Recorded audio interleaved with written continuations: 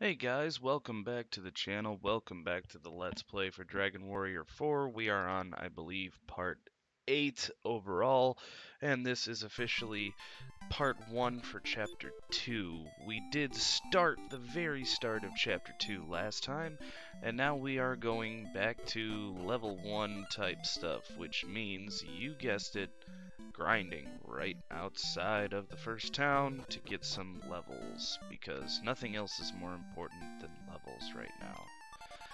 So you notice the overworld music is different, which is super cool. I've always liked that.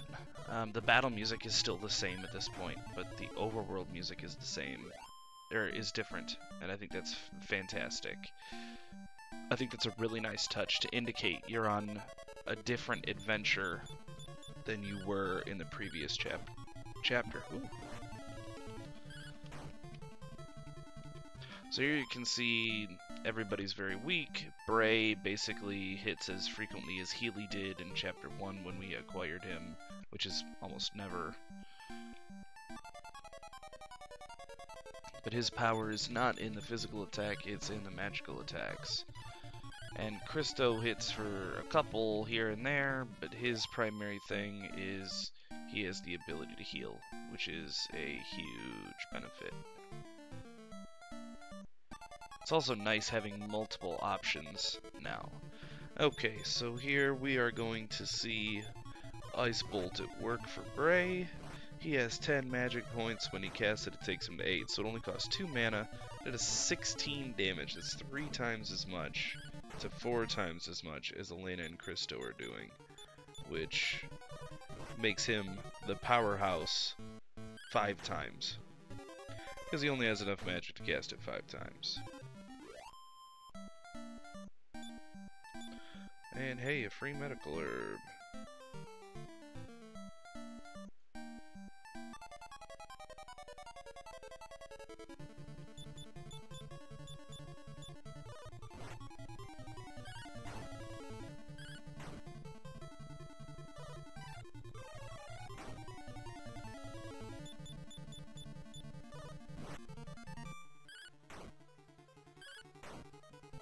And we are going to utilize a heal here.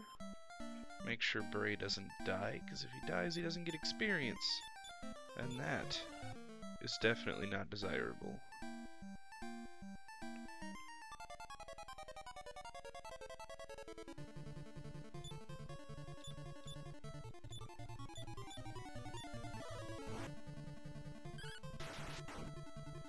Oh hey, a critical hit, that's convenient.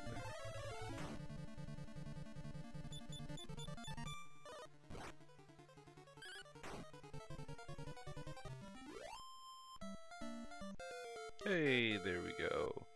And we have Elena leveling up. For her, we care primarily about strength, agility, and hit points. 3 strength is good, 2 agility is also good, 2 vitality leading us to 4 hit points is also very good for a first level up.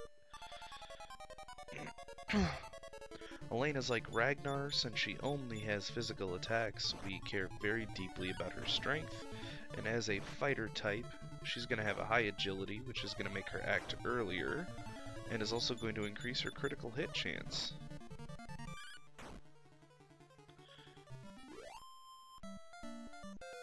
And we have some more leveling up going on. Christo has gained a little bit of strength.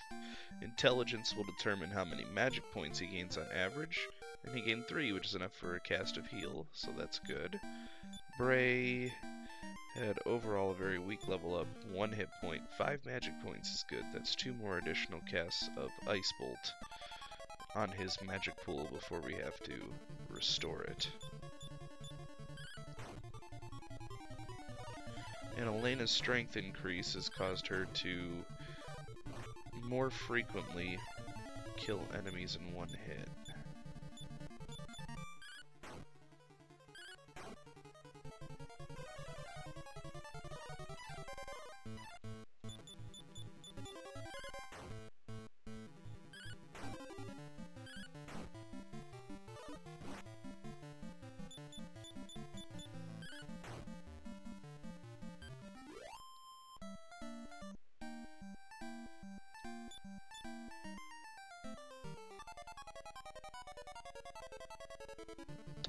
Troglodytes. I wish I had some mana to deal with that. Troglodytes can call for help, which is a nice thing because you can end up getting a lot of experience and gold out of one fight. But it can also end up overwhelming you if you don't have any tools to deal with them, and they do hit quite hard. And that one did not call for help, so we actually got a little lucky that time around.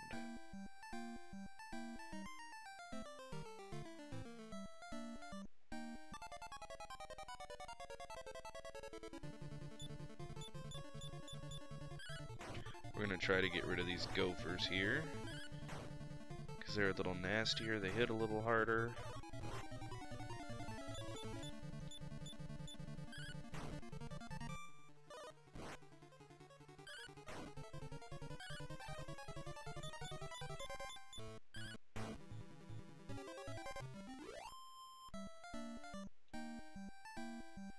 We are going to take that opportunity to hit the inn.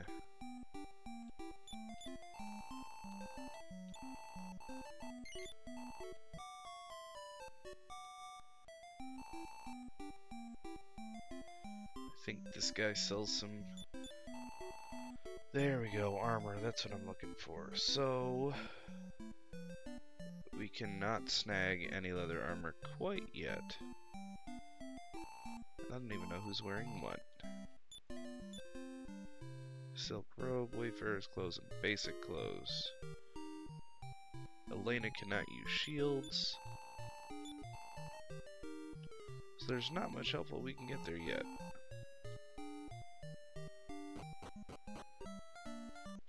And of course, as you learned from my endeavors in Chapter 1, I highly prefer the acquisition of armor over weapons.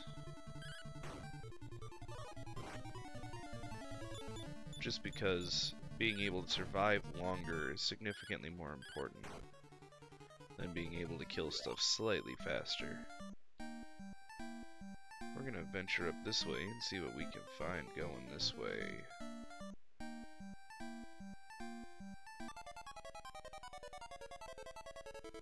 A rabbit hound to start things off, which is a much tougher opponent than we've been dealing with. As you can see, an attack from Elena and an ice bolt were not enough to eliminate it. And they hit quite hard. So there we go, we're gonna get rid of that. We're gonna have Christo heal himself up so he doesn't die. And then we're gonna finish these Cascos hoppers off.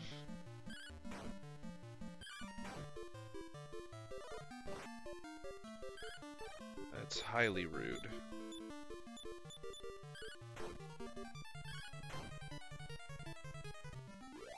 Thankfully Bray survived that. And Elena's leveling up to 3, 1 more strength, 2 more agility, 2 more vitality, leading to 4 more hit points. It's pretty good. Christo gaining 2 strength, 2 vitality, a little intelligence, 2 hit points, and 3 more magic points. Full another cast of heal. There we go. March right along into these mountains here.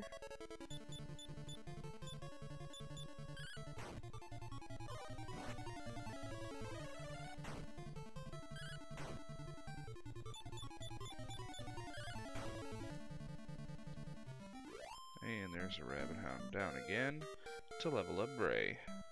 Let's see what we get here. A little agility, a little vitality and intelligence. 1 hit point, 4 more magic points, and he learned Sap. We know what Sap does, courtesy of the duck bills in Chapter 1. It's going to greatly lower one target's defense. Which is going to come in handy indeed. And when we've got the main person in the chapter, Elena, who's a pure physical damage dealer. It's gonna make sure she can pack the absolute biggest punch possible. Let's check out what's going on in this town here.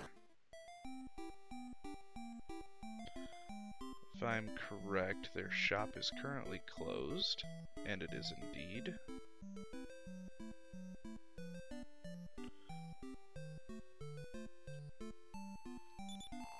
I must offer my daughter to save the village. And we have offered to put an end to this monster that they're having to sacrifice women to.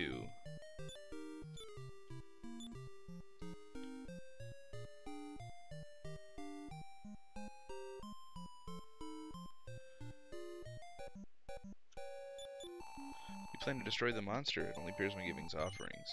Well, right now we don't want to be an offering. And we can't even save here either. But we are going to use the stronger monsters right outside this town to get some better experience level and some better gold count per fight.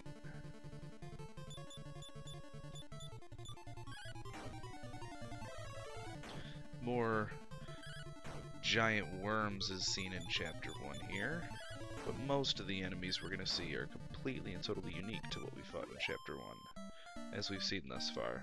Cascos hoppers instead of slimes, rabbit-hounds instead of...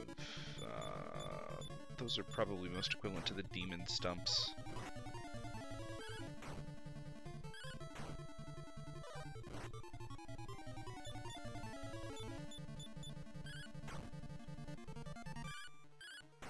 Prank gophers instead of lethal gophers, but they're exactly the same thing. The red slimes are actually a little tougher than regular slimes, and the Cascus hoppers, which puts them equivalent to the stag beetles we were seeing in Chapter 1.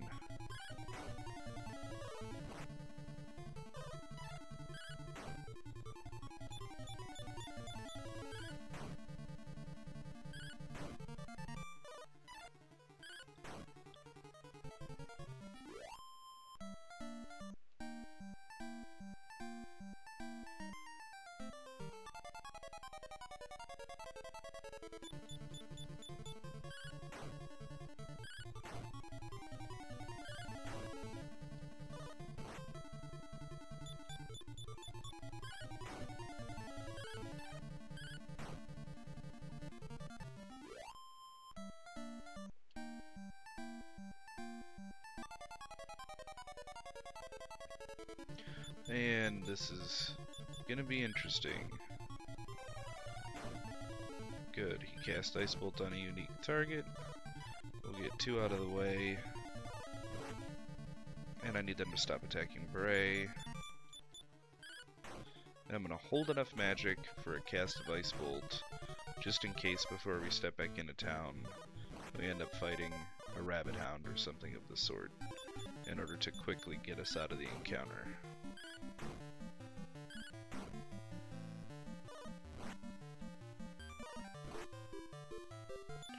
We are very, very uncomfortable with our health totals here.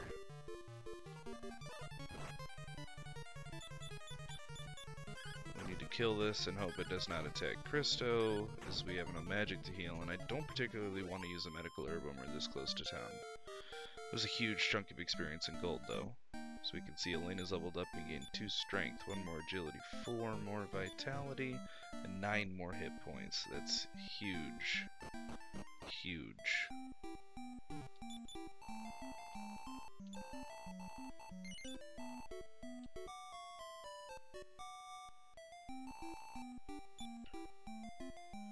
We're gonna hit the others to level 4, and then we're gonna walk back to the entrance town over at Santime, the castle of Santime, and I honestly forget the name of the village right next to it. Frenor, I want to say. No, that's not right. Tempe? I don't remember. We'll find out when we go over that way.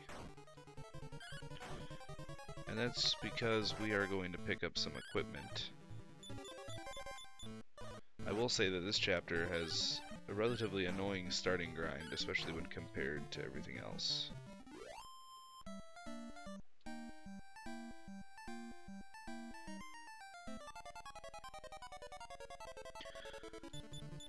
Because very early on we have a very tough fight, and start off with very, very poor gear. It's not like Ragnar where we had, you know, quite a bit of stuff we could do before we needed to buy stuff. Because we've got a tough fight killing that monster that is eating children.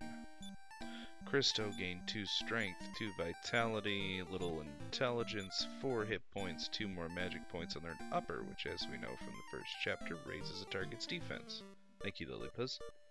And I am going to cut us off at that point. This part is going to be over. We'll come back exactly where we were when we come back next time. Thank you guys for watching. If you liked the video, hit that like button. If you want to see updates when I post more videos, click the subscribe button. And we'll see you guys next time. Adios.